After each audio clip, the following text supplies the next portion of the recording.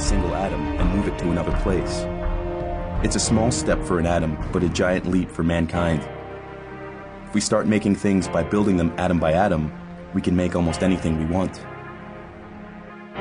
Manufactured products are made from atoms, and the properties of those products depend on how the atoms are arranged.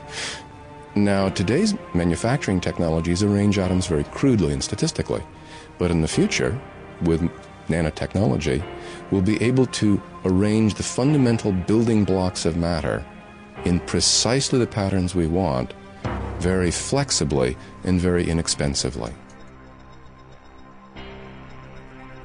Nanotechnology will open vast opportunities for all other technologies, in particular for computing. When computer connections can be made by single atoms, computer power will increase enormously. Computers incredibly powerful that just would let us put into a single sugar cube a computer that was more powerful than all the computers in the world combined today.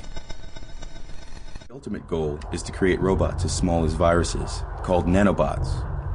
These nanobots will be more intelligent than today's computers. One possible set of applications is medical.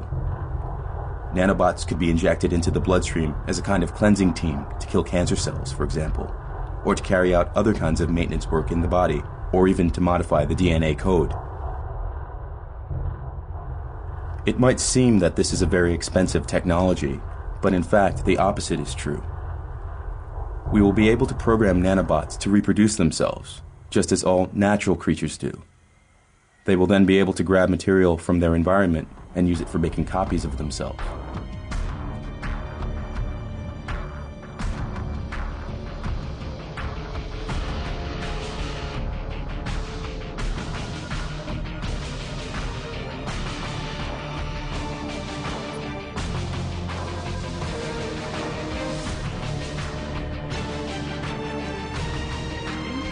Every cell in our body, at the end of our chromosomes, is a piece of DNA called a telomere.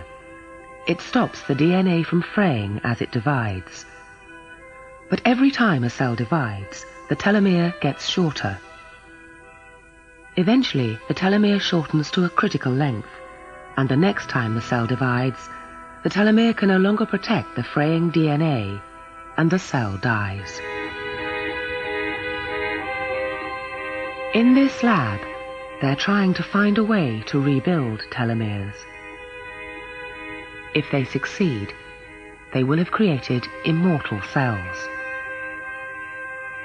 It might be a cure for progeria, and it might delay the aging process in all of us. What we have observed is that young cells have long telomeres and old cells have short telomeres. And so we reasoned that if we could prevent the cells from continuing to shorten their telomeres, that we would extend the lifespan of cells.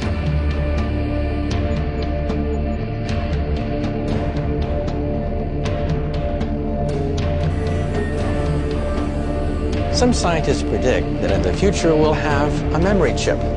We'll be able to file away and store memories and vastly improve our memory.